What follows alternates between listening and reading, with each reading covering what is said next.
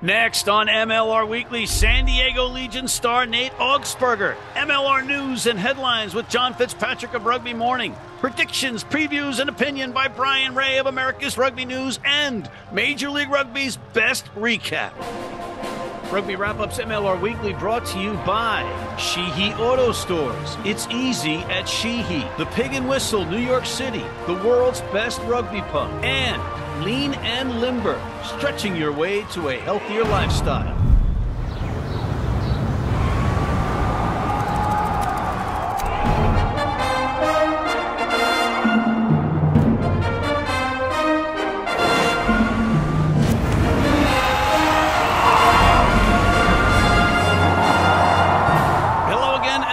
To MLR Weekly, Matt McCarthy in New York City. Great to see you. Thank you for tuning in once again. We have a great show. We have Nate Augspurger, the dynamo of the league-leading and streaking San Diego Legion. We also have Mr. Bryan Ray of America's Rugby News with predictions, opinion, and previews. We have the league's best recap, as said by me. But before we get to any of that, we have our recurring segment, Rugby Morning's Coffee Break with MLR News and Headlines with John Fitzpatrick, who's in his red, white, and blue because we had Memorial Day weekend last week. So, John, A, how are you? And B, what do you got?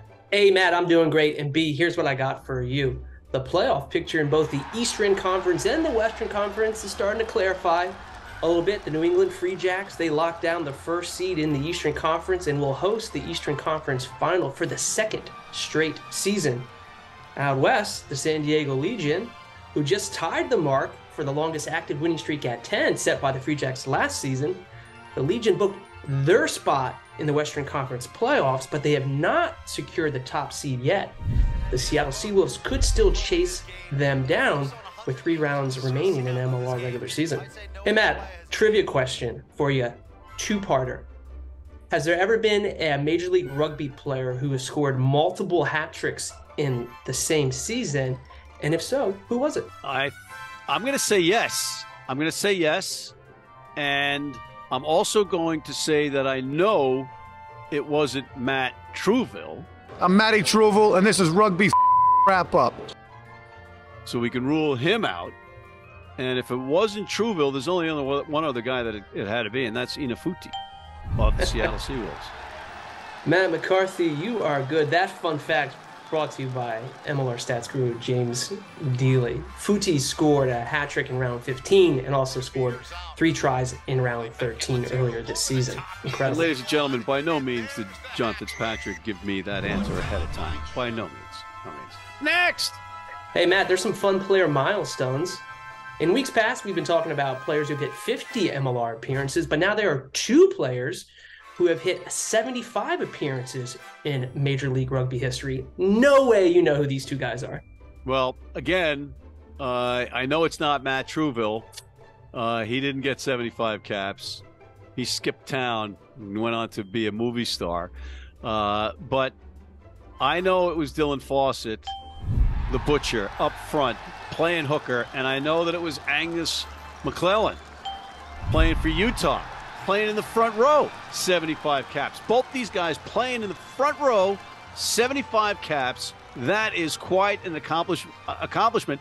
And they did it with the same teams. In other words, McClellan with Utah, Fawcett with New York. Tip of the cap, fellas. Well done. Next! Man, I want to revisit a conversation from last week's episode. Here we go. Here we go, folks. I believe your prediction, and I'll quote you verbatim, I think New York can end the streak. Did the New York Ironworkers end the winning streak of the San Diego Legion? If you ended the match after the first try was scored, yes. Okay, because New York scored first. Look, Brooklyn Hardacre scored that first try. Fantastic try. I'm going to do you one better. I think in this upcoming round, the New York Ironworkers will lose to the Dallas Jackals. They'll play spoiler. Book it. All right, Cookie Pants. You have your right to your own opinions, and just if I want your opinion, I'll give it to you. New York's going to win that game. Dallas is a good team, but New York is desperate. They need a bonus point win. They're playing at home cooking. They're going to win. Next! Matt, that's all I got. But I would like to know, will you be on the call? You and Mike Petrie?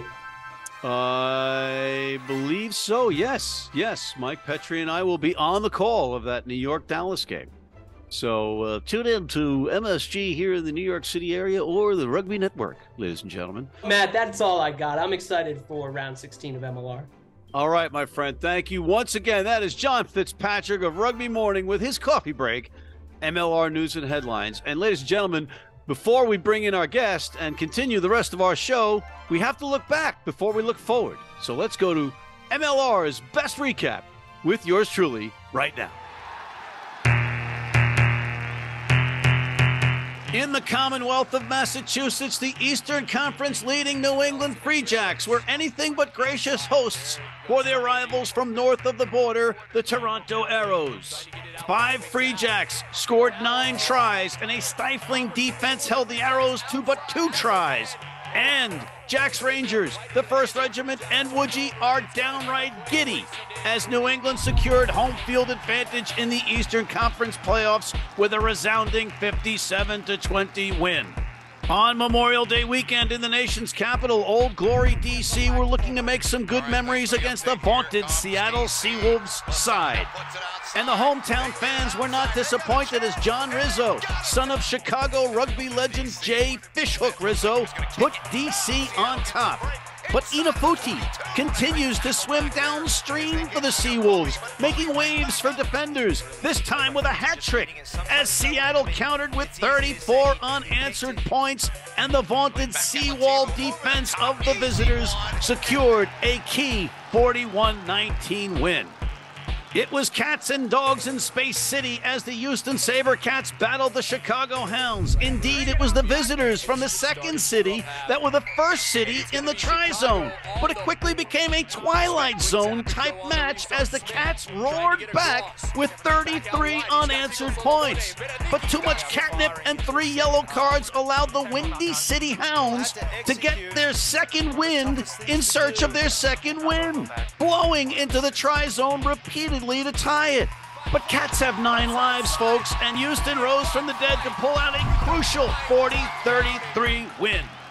At Zions Bank Stadium in Harriman, Utah, the Warriors hosted a lilting rugby ATL. Playing in the mountains is never easy, especially when you concede 11 penalties while the hosts have but 2. Not even Matt Heaton and his heroic 24 tackles could stop Joe Mano and co. from scoring 4 tries and securing a bonus point win. The former Rattlers slithered home with no points in a gut punch loss, 28-12. In San Diego, the New York Ironworkers were looking a tad healthier than they have been, but they were facing the league-leading and streaking San Diego Legion. A guy named Brooklyn scored the first try for the New Yorkers. Brooklyn Hardacre, that is, and the 8,000 fans at Oh Snap Dragon Stadium were suddenly concerned. But it's hard to worry about things in sunny Southern California, particularly when your team is relentless and clinical with 5 different players scoring 6 tries collectively, not each, and that's without today's guest, Nate Augspurger, getting one for himself. San Diego still has their winning streak intact after beating New York 36-13. Okay, we all need a break. We'll be right back.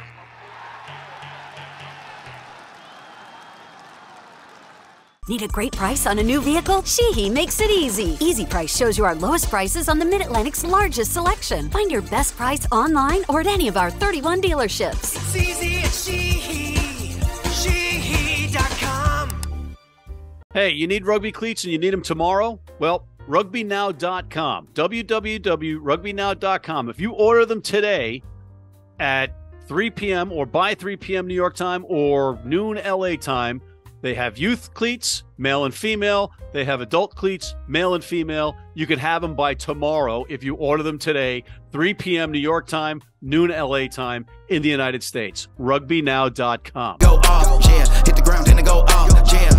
Run it, ooh. I really feel it's my time, think it's my year, yeah. I really feel it's my time, think it's my year, yeah. I really feel it's my time, think it's my, yeah.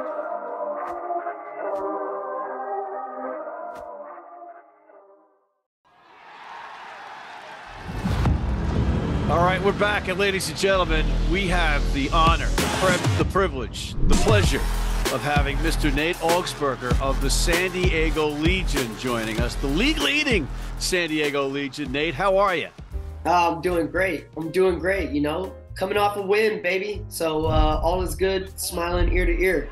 And week to week, you guys keep doing it and doing it and doing it. But Nate, I got to say, you know, I'm looking at the statistics here for all the leading scrum halves, and your stats this year as scrum half are very disappointing.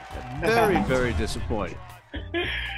Yeah, haven't thrown too many passes, have I? See what I did there? You see what I did? Ladies and gentlemen, in case you've been living in a cave or you've been in a coma, Nate has been on the wing this year, lighting it up. And how many tries did you have this year?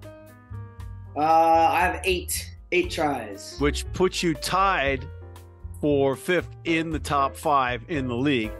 Who'd have thunk? Who'd have known? Take one of the best scrum halves God's ever created and put him on the wing and see what's going to happen.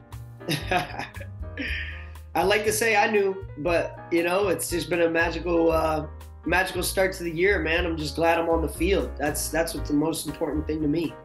Carrying the ball, you are 3rd in the league right now at 1246 meters or 1,363 yards if you're an American. And that's in 13 games. So that's 105 yards per game or 95 meters per game. That's 3rd in the league, man. You know, Matt, it's just... I've actually felt like I've been quiet the last few weeks as well. So it's just it's good to be on the winning team, I guess. You get to reap some of the benefits, especially when you play on the wing outside of some really good ball players, man. We move that ball well over at Legion, so you get plenty of opportunity. Obviously, you were on USA Rugby's National Sevens team, and you were on the National 15s team. Now that the dust is settled a little bit, what do you prefer? I always say that I prefer whichever one I'm playing at the moment, but I haven't played sevens for quite a while. I think the last time I was playing a lot of sevens would have been over COVID when there was no rugby being played, but a bunch of people were meeting in Oceanside to play touch rugby. So, all right, we got him, ladies and gentlemen. He just admitted that they were playing sevens in Oceanside during COVID. Move in, handcuff him. Handcuff him. I was vaccinated. Release me. All right, okay. He's vaccinated. By the way, the guns are looking great. I love the shirt. That's a good look. Yeah, these are nice. I'm living vicariously through you because I'm wearing like huge Steven Seagal shirts these days, all black, long coats. All right, so this allows us to segue to one of the lighter topics here of this conversation. In the movie version of the San Diego Legion, who is going to play Chris Baumann? Gosh, I'd really love to pick someone who's got a decent mullet on him, you know, a decent bit of, because that was a bit of his ID for a long time. Young Burt Reynolds would come into mind, you know. Yeah, there you go. That's pretty good. Who's playing you in the movie? Ooh, what about the dude from Friday Night Lights? His name is Chavez. He's the safety. How about that guy? He can come in and play scrum half. All right, I was thinking Jake Gyllenhaal. Jake Gyllenhaal? Yeah. Come on, it's Hollywood. It's a little stretch. Come on, no? All right. No, okay. Even if Jake dyed his hair black, he's not cutting it, man. I don't think he's the one. And how about Dave Bautista for Alex Corbisiero, your scrum coach? Yeah, there you go. That's good. Or just let Alex play himself, maybe. Yeah. Right? That's all I was say. Dang, I'd rather play myself, man. Let's go. Nate, you're from Minneapolis. You must be a hockey guy. How much is this Vegas Knights, Florida Panthers, Southern teams, warm weather teams bullshit killing you? It sucks because the Minnesota Wild have consecutively gone into the playoffs 4 seasons in a row, maybe 3, and we have disappointed each and every time. In true Minnesota sport fan fashion, we go down to the Dallas Stars. Who were the Minnesota North Stars? Who were the Minnesota North Stars, which was also one of the better logos and great names of professional sport. But, the Minnesota Wild have disappointed me, and therefore I have turned my attention away from from hockey, other than to see that the Miami Heat and both the Panthers are into the big dance. So, any truth to the rumor that you only played rugby because you wanted to get away and turn your back on the Minnesota Wild? True. All right, fair enough. All right, on a serious note, head coach Danny Lee had this to say about you. He said you bring a doggedness approach to every aspect of the game. What makes you tick, Nate Augspurger? What drives you? Being on the field, I love being able to be physical. I love to show my physicality, even though I'm undersized. I've never backed down from anybody. Even growing up, I was just that kind of kid. Grew up with some pretty decent athletes where I had to back myself up. I had to talk the talk. I had to walk the walk. And so I bring that into my game, and it's part of it that I love. So whether I'm clearing a breakdown, whether I'm making a tackle, whether I'm carrying, whatever it is, I'm just out to dominate, man. And I just love winning those little battles. I love being out on the field to win those battles all the time. So I'm searching for it. I'm looking for it. And yeah, and you know, between all my experience and stuff, I just keep getting better and better at it. So it's one of those games. I love rugby because there's so many arts that you can master. And I love to continue to hone in on all those crafts and keep getting better. And so, yeah, that and just wanting to win, wanting to dominate. That's all I'm about, man. All right, so you went from scrum half. Now you're on the wing. What's next? Tight head?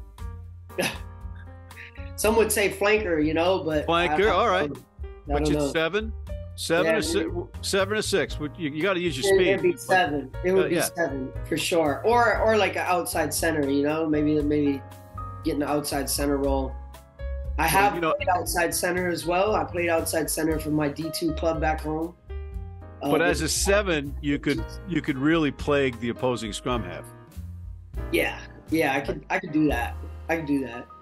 Have some good acceleration. I'd be out there chopping people down, getting over ball, getting my back broken in clear outs, but it's all good. I don't think so. You're like Wolverine, man. I've said this before on the air. You heal like that. You go, oh yeah, he broke both his legs and both his arms. He was out there 3 weeks later. Yeah, that's you, man. That's you. Gold medal or Webb Ellis? Webb Ellis. Over the Olympic gold.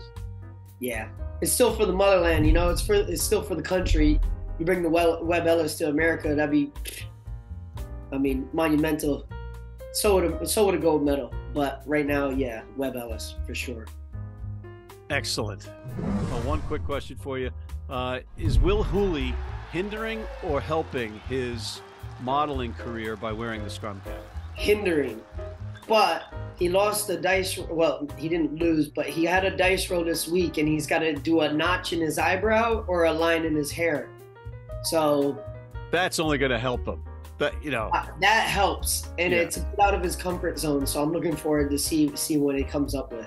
I hope he does eyebrow. I want to see it. I want it to be out there, so he doesn't cover it up with the scrum cap. Yeah, it just makes him look like as much of a bad boy as he could possibly look. He's one of those guys where I'm so jealous of him. I just want to take a bag of nickels and hit him in the face. That's how petty I am. Final question for you: what is your Eagle number? 491, sir. All right, you are. Just checking. That was going to be the take Nate down question of the day, but he passed it like he passes everything else. Art, you've mastered your art, sir. You are a masters of art. You got your masters in art, definitely, and that art is rugby. Whatever position, wherever you're asked to play, whether it's your hometown of Minneapolis or in sunny San Diego, you are an inspiration, sir. Thank you for being on. Hey, thanks, Matt. Appreciate you having me, and all the best, man. Keep killing it with your contribution to the MLR. Love it. Maybe we'll see you in Chicago in that final. Yeah, be in Chicago this weekend, so looking forward to that. Yeah, I used to work in Chicago. The old department store? On that note, I want to thank Mr. Nate Augspurger of the San Diego Legion. We'll be right back with Mr. Bryan Ray of America's Rugby News with previews, predictions, and opinions after this. If you're in New York City and want to watch some great rugby, have some great food, and some great times, go to the world's best rugby pub, the Pig and Whistle on West 36th Street.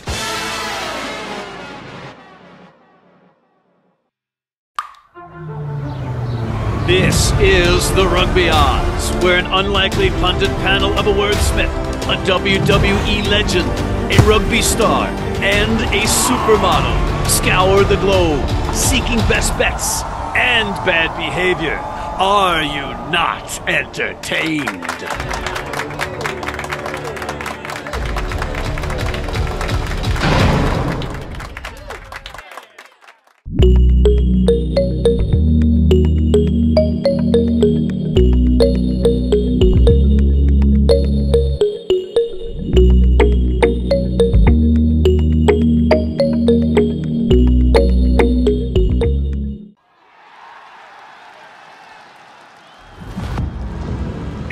Once again, with our friend from the Great White North, Mr. Bryan Ray of America's Rugby News. He of Halifax. Bryan, welcome. How are you? Here I am in sunny Halifax, wishing I was in San Diego right now. That looks a lot like Snapdragon Stadium in San Diego. Yeah, it's amazing. We've just picked up the stadium and shifted it all the way to the East Coast. And the sunshine. All right. Okay. All right. So, Bryan, let's get right down to it. What's your take on the weekend that just passed? Briefly. Well, there were some interesting results. I think the big one, really, San Diego tying the MLR record for most consecutive victories. 10 in a row. They've now tied the Free Jacks, and I guess we're going to discuss in a minute or two, whether they can move past that. But certainly that's a huge achievement. And on the Eastern Conference side of things, the Free Jacks, speaking of them, clinching, becoming really the first team to really seal their position first overall in the East with 3 games to go. Great position for them to be in. Yeah, no kidding. I mean, they have all the tools right now and everything working in their behalf. All right, so let's indeed look ahead. Let's look at what we got in front of us. The Rugby ATL squad on life support welcoming in those New England Free Jacks.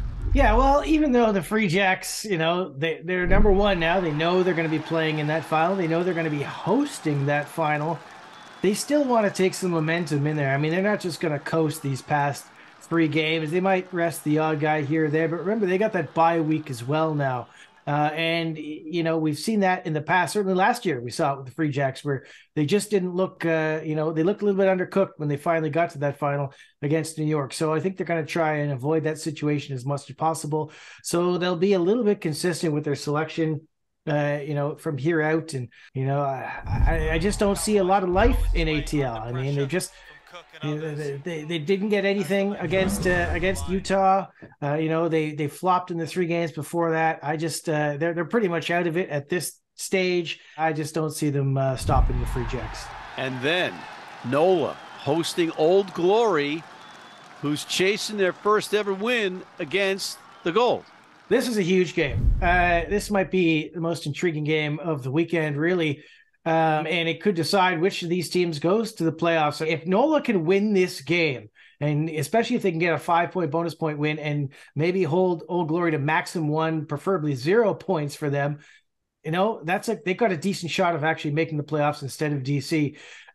So this is a huge, huge game. They're coming off a bye week. Let's be honest, NOLA has underperformed this year. They've been disappointing in a lot of games, but they're still very talented, and we've seen them put together amazing games, especially at home. I mean, they walloped New York earlier this season, didn't they? So if they have Iona and then New York and returned Campbell, the favor and walloped them.